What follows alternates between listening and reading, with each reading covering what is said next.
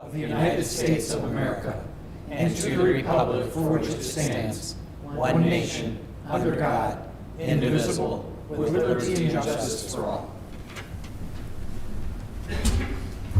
Roll call, please. Oh, that's me. Yep. Richard Kinnaman, Here. Michael McCanny, Here. Ryan Mattson, Here. Derek Burton, Here. Jennifer Ryan, Here. Karen Winchester here, George Cullis. Here. Chair will entertain a motion to approve the agenda. So moved. Support. Motion by Winchester, support by Mattson. All in favor say aye. Aye. Opposed? Motion carries. The consent agenda. All items listed under the consent agenda are considered to be routine and non-controversial. They do not require discussion by the Township Board and will be approved by one motion. There will be no separate discussion. If discussion is desired on an item, that item will be removed from the consent agenda and will automatically be moved to the last item under new business. Move to approve this consent agenda. Motion by Winchester. Is there support? Support. Support by Burton. I need a roll call on this one. Derek Burton, Yes. Jennifer Ryan, Yes. Karen Winchester, yes. Ryan Mattson, Yes. Michael McCanny, Yes. Richard Kinnaman, Yes. George Cullis. Yes. Motion carries 7-0. We don't have any public hearing or presentations. Reports. I'll start with Mr. Kinnaman. Nothing. Oh, Mr. wait a Bur- minute. I will say, sorry. Change your mind? Changed my mind. Because we won't have another one before. The Chamber is having our first expo, community expo, since the 1980s. It will be Saturday, April 11th, at the Sherman Campus Gym. April 11th. What are the hours? 9 to 4. Okay. And we have our chamber breakfast on Friday morning. Not this Friday. I was going to say the 20. Yes, it's next Friday, 27th, I believe is that date. And that breakfast, we will have a presentation from Indus Travel. We are participating with other chambers in the state of Michigan to offer a trip to Italy this year. So if you want to come hear about the trip to Italy, come to that breakfast. We are offering this breakfast as same price for members and non-members at $12. Okay. Mr. Burton. Okay, so I had mentioned last month about the blood drives and said that I would bring some dates. I also do have to apologize for something I said last meeting that was incorrect, and that is there were not Lorna Dunes at this last blood drive. So if you went there for the Lorna Dunes, they were not there. But the blood drives are at Holly Calvary Church. It's 15010 North Holly Road, and that's in Holly, Michigan. And I will list off the Saturday dates that are remaining, and then which is May 16th, July 25th, September 26th, and November 28th. On Saturdays are between 8 and 1. And then the Thursday dates remaining are April 23rd, June 18th, August 20th, October 22nd, and December 17th.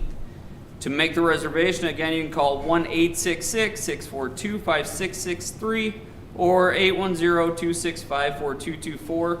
And another really cool feature about this organization when you give to them is whenever your blood is used, usually a couple weeks later, you actually get an alert to your email that says where it's going.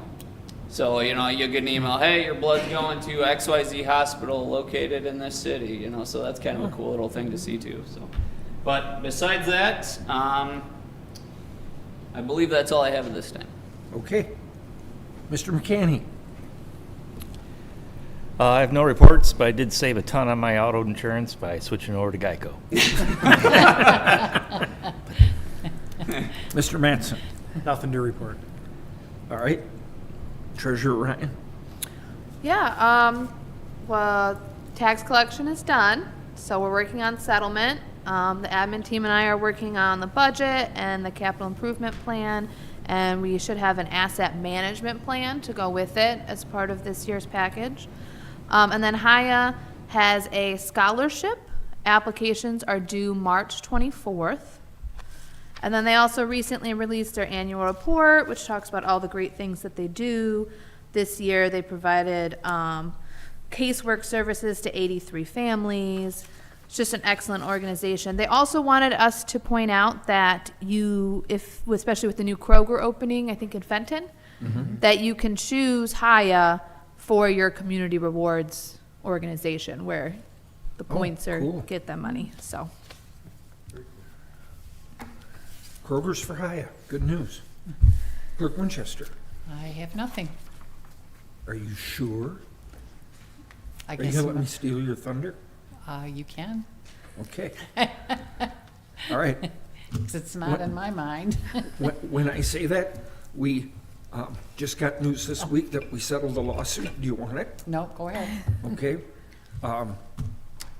It's against Ron Dennis, the landscape place on North Holly Road.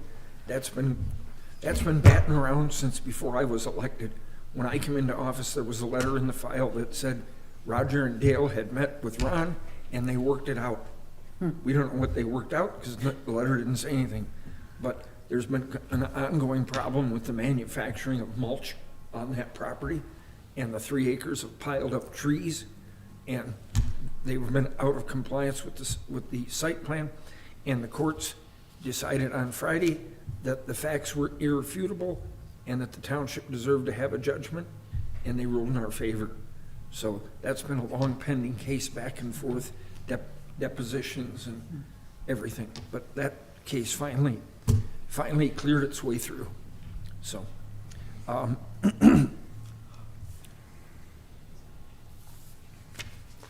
I had one other thing to report.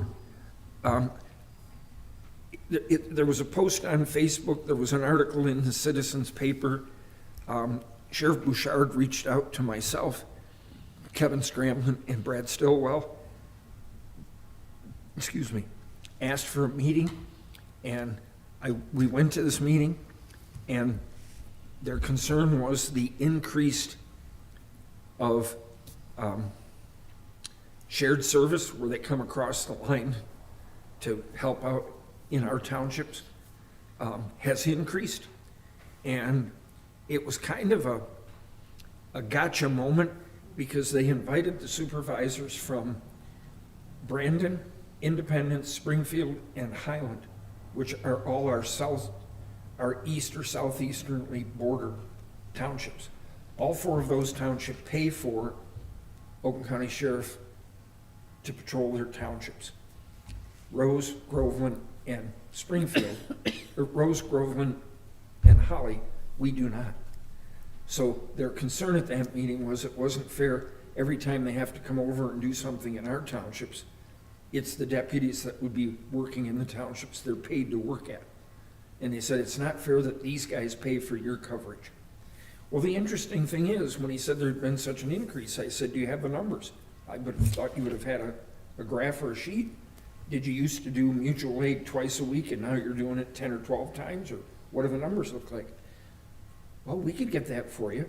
And I said, well, I think that's crucial to have if I'm going to have a conversation going forward. And I asked them, I said, is this increase due to the I-75 construction we had last year and the additional accidents that were had? And they said, oh, no. Oakland County Sheriff doesn't go on the expressway, that's state police. So the meeting ended, we said we'd look at it, and they said they would have the numbers by next week. Well, that was last week. It was actually the week before last week that we were supposed to have the numbers.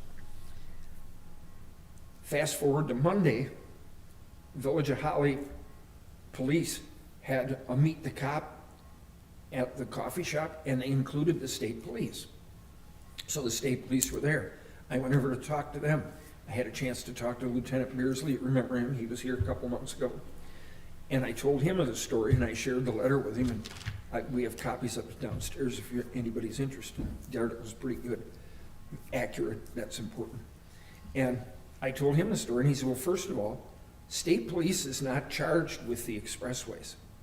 That's not their job. He said, we take calls on the expressway because we're out there. But he said, if there's a police service in that area, like if 75 went through the village, it would be Holly Village Police. If it goes through Grand Blanc, it's Grand Blanc.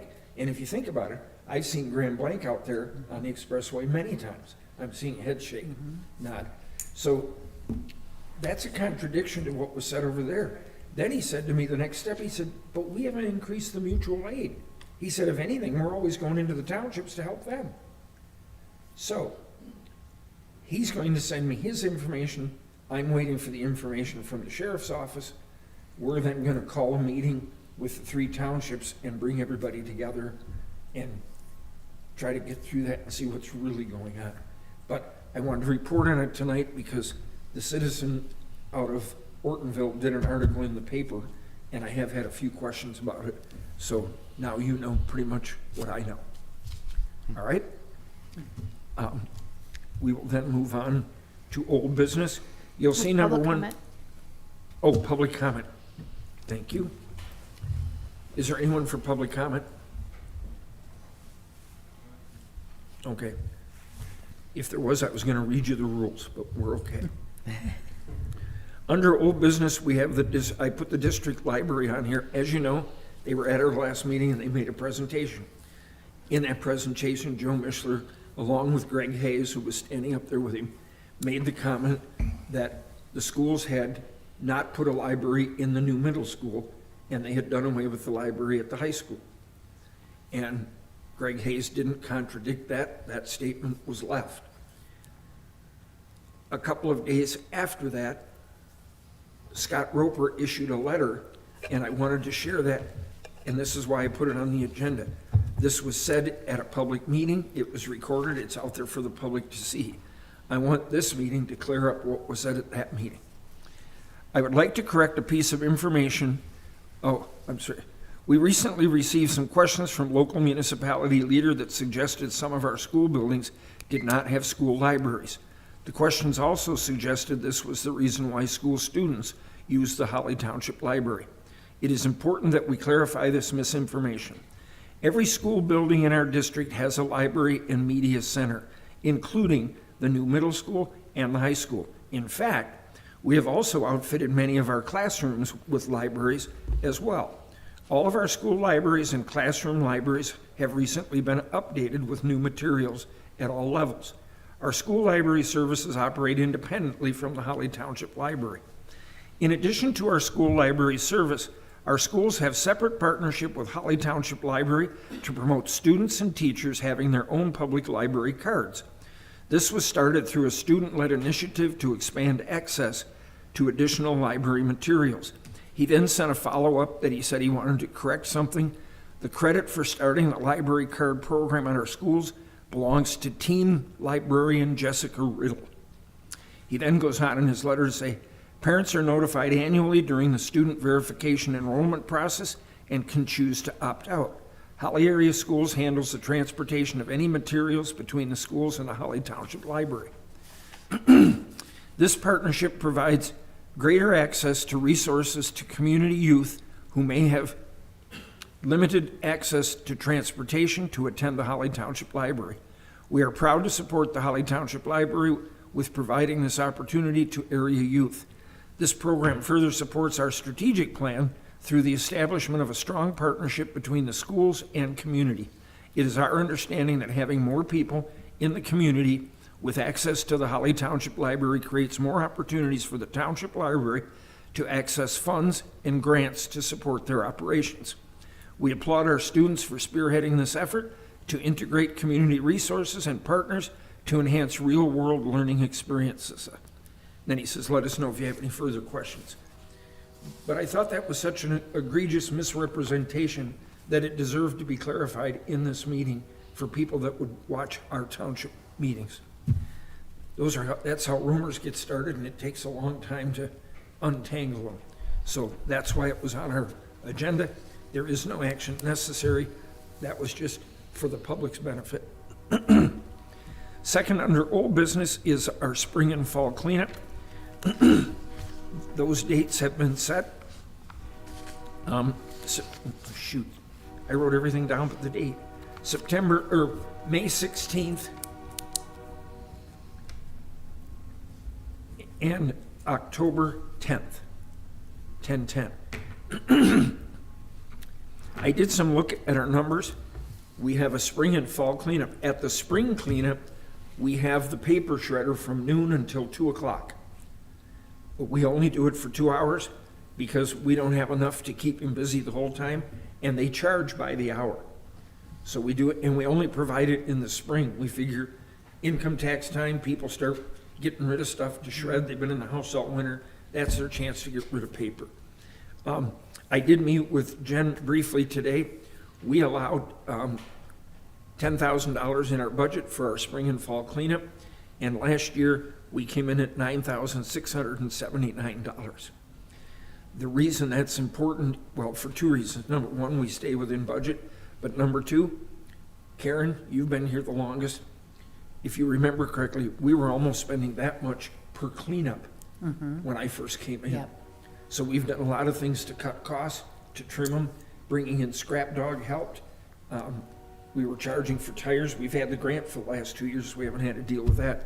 But we're staying within that budget at this point, and I hope we can stay there. But I think I remember my first budget, we were allotting $15,000 or $18,000 for spring cleanup. Yeah, 13 to 15. And sometimes you can't tell. You want a budget on the high side because if a lot of people attend, you're gonna have more Well, and it charges seems to be- associated. It seems to be funny. One spring cleanup, they'll be lined out into the street, and then the next one, Randy and I'll stand there and talk about, we should have brought a deck of cards. And then all of a You sudden they just show don't up. know, yeah. So you don't know. For as many years as I've been doing it, the township should be empty by now. You think? We get some folks that come in with 4 and 5 loads, and they're bringing up stuff. So you never know. But we find less and less on the roads, so that's a good thing. All right.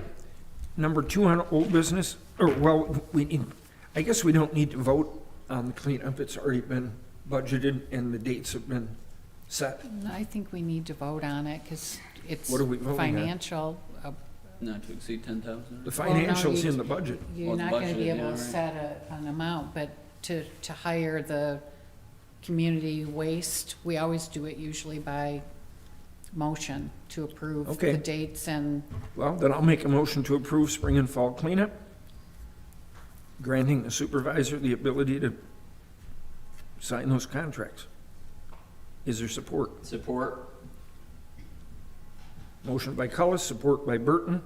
Any further discussion? All in favor, say aye. Aye. Opposed, same sign. Motion carries. That takes us to new business, dust control program. Did you want to explain it, or you want me to? oh, you can go ahead. Okay.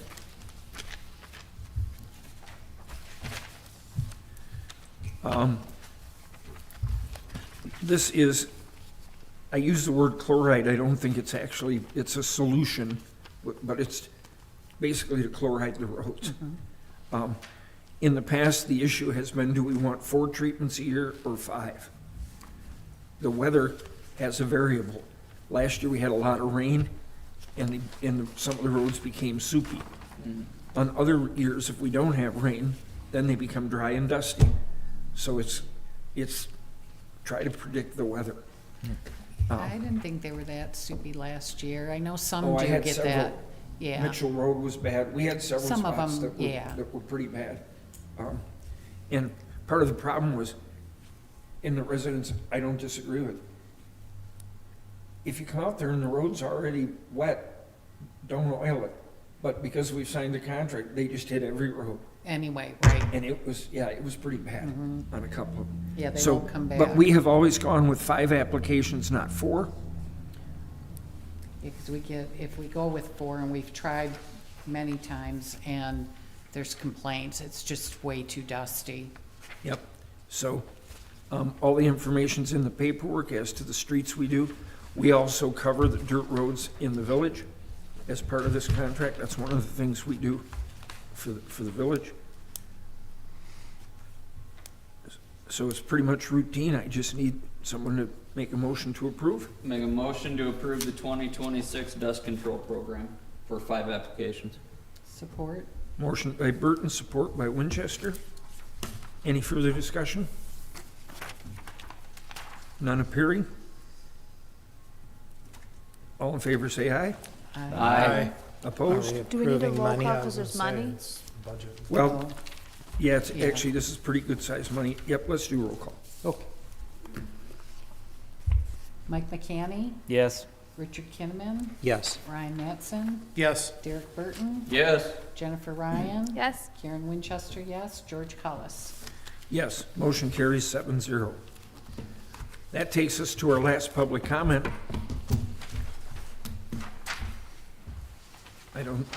Mary, let me go quick through the rules.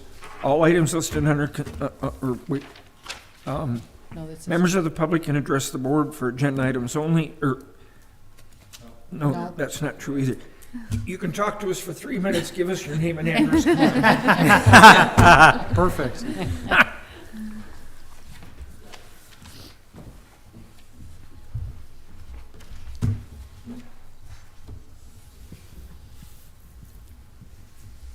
Mary Blanchard, 3444 Old Creek Drive, Holly, Michigan.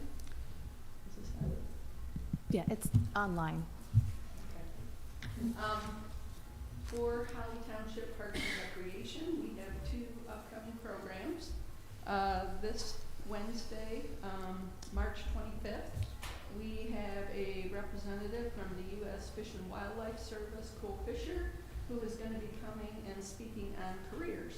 And this has been publicized within the school district as well. How appropriate is it that this guy's name is Fisher? Go ahead. The other thing is that on April 7th, we're also going to be having a program, and that program is designed for more for younger children, 2nd and 3rd grade, but we'll accept anybody. And that is going to be speaking on pollinators, and Cole will be coming back and providing that as well. On a personal note, I had recent contact with Eagle and Empart regarding a meeting coming up.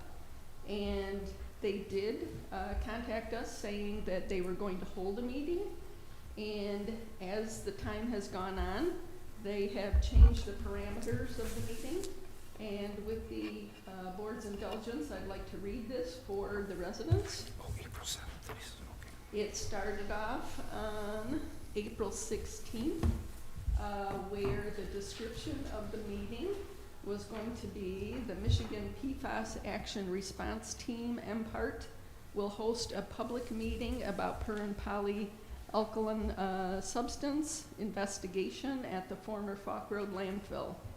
An MPART representative will share information about MPART and an overview of PFAS, which are a large group of human-made substances used in manufacturing, firefighting, and consumer products. The Michigan Department of Health and Human Services will provide information about the possible health effects related to PFAS exposure. A representative from the Michigan Department of Environment, Great Lakes and Energy, Eagle contractor, WSP of Michigan Incorporated, and Eagle representative will provide an overview of groundwater PFAS data gathered, analysis performed, and their conclusions. Community members will have an opportunity to ask questions after the presentation. That was explained that that was going to be a virtual meeting.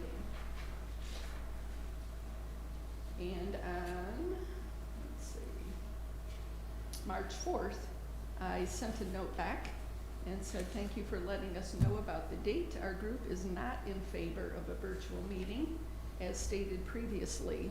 If the only reason is that the consultant does not have to come to Holly, which for information, the consultant is from Traverse City, for the meeting, would it not be possible to have the meeting here in Holly and have the consultant on the screen? If that is not possible, then we would pay to have the consultant come and stay in a hotel room for the night. Please advise about the possibility.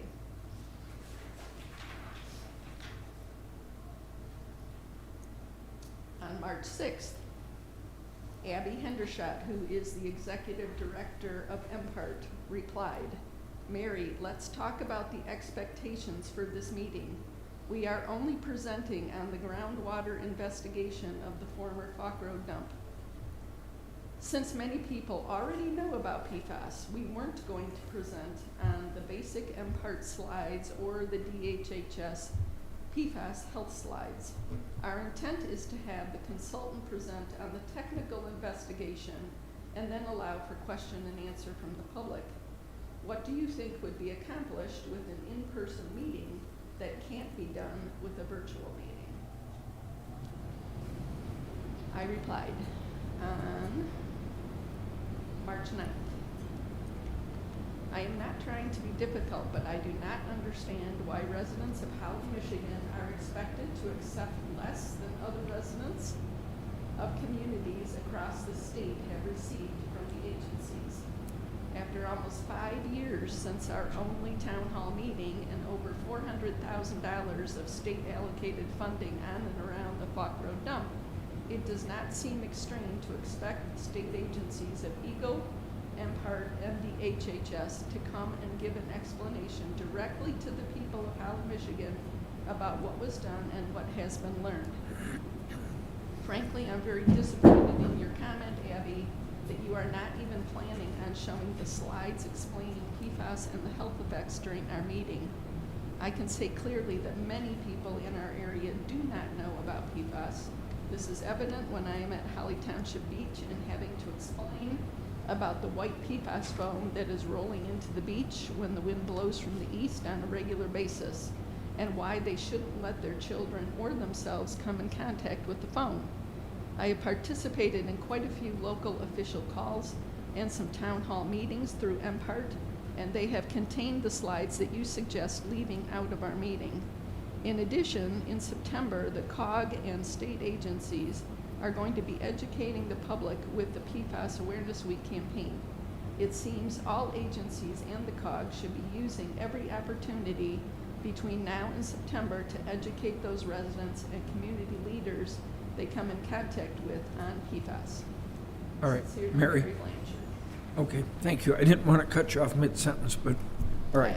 If the board is willing, I would like to read the next part of this, which is the information after this portion. Board, what's your pleasure? I'll make a motion to extend 3 minutes. Support. Motion to extend by Burton, support by Mattson. All in favor, say aye. Aye. Opposed? Go ahead. Thank you.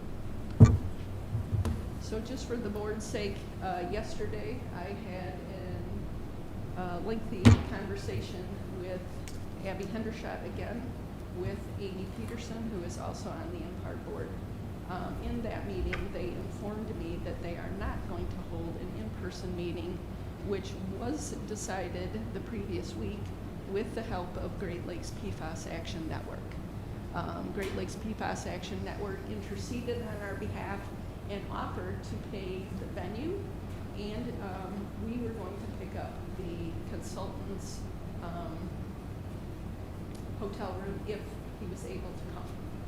So this is an opinion letter. It will be posted in the Holly Post coming up in April, but I wanted to share it tonight so that members of the public know what is happening. The state of Michigan agencies of Eagle, Great Lakes and Energy, and Michigan PFAS Action Response Team, MPART, have stated that they are going to hold, had stated that they were going to hold an in-person meeting in Holly, Michigan for all interested residents to learn about the findings of $400,000 of state of Michigan allocated funding and several years of activity on and off the Falk Road dump. Representatives of the Great Lakes PFAS Action Network We're also going to be presenting on PFAS and the health effects that are possible, along with being willing to pay for rental of a venue.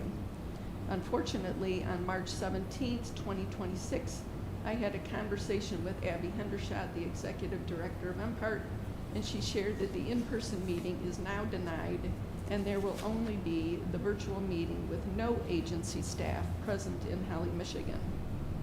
We ask that residents and businesses please continue to watch the Village of Holly and Holly Township municipal websites, the Tri-County Times, and social media for updates on information for an upcoming meeting.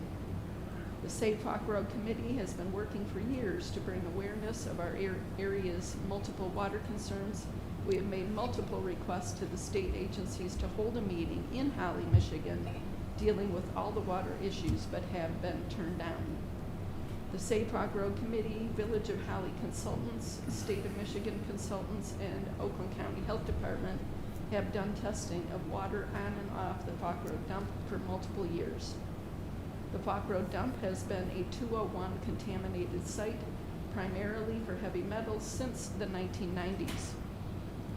More recently, PFAS was found on the site, and the Hawk Road dump also became an MPART contaminated site.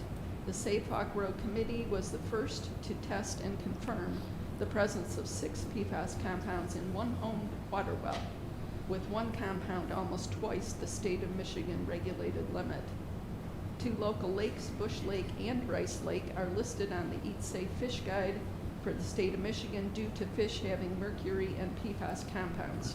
Residents should limit the number of fish that they eat from these lakes. Fish from Bevins Lake was recently caught by the state of Michigan DNR, and the results may take up to a year to learn if the fish are also contaminated with mercury or PFAS. Bevins Lake is directly connected to Bush Lake by the Patterson Drain. The Holly Hills Manufactured Home Community. Are you almost coming to an end? Pardon? Are we She's got it getting right close? here. She's got a couple more paragraphs, let her wrap up. Okay. She's right here. Oh, I didn't realize she was reading this entire letter. Okay. The Holly Hills Manufactured Home Community is adjacent to the Hawk Road dump across Hawk Road. Expansion of the Holly Hills Manufactured Home Community continues despite not knowing the results of the activity at the Hawk Road dump or the plume of contamination. Holly Hills Manufactured Home Community's own on-site wastewater treatment plant is still allowed to send treated effluent to a natural wetland across East Holly Road and onto the Shiawassee River. There is concern for possible lack of ability to adequately recharge the aquifer with the paving of roads and driveways at the manufactured home community, and the manufactured home community is not required to prove that there is adequate water for the expansion. The state of Michigan bases all their water calculations on the original water well pumping tests when the Holly Hills Manufactured Home Community's 2 Class 1 wells were installed in the late 1990s at 312 feet deep. The state of Michigan agencies do not appear to be looking at these water issues in a comprehensive manner. Agency staff has stated that they must stay in their lane and follow the requirements of their own department. Eagle Director Phil Roos admitted in a meeting of the Citizen Advisory Work Group that he was aware that there were more issues than just the Hawk Road dump, but the dump and PFAS are the only topics that will be covered in the upcoming meeting. As soon as information becomes available on the date, time, and location of this meeting, we will share that with the municipalities, Tri-County Times, and social media. We urge all residents to take an interest in protecting our water, our people, and the environment. Please come to the meeting. And for further information, please contact Mary Blanchard or Stacy Taylor. Thank you. Safe Hawk Road. All right, thank you. Mary has submitted a copy of this. It'll be in the clerk's office. We will enter it as a communication. People are able to FOIA it or stop in the office and pick up a copy. Or I can email it as well. Well, that would be the FOIA. I would, yeah, They just can email email a FOIA me. request and Yeah. she'll email it back. Anybody else for public comment? None appearing. I will close this meeting at 7:05.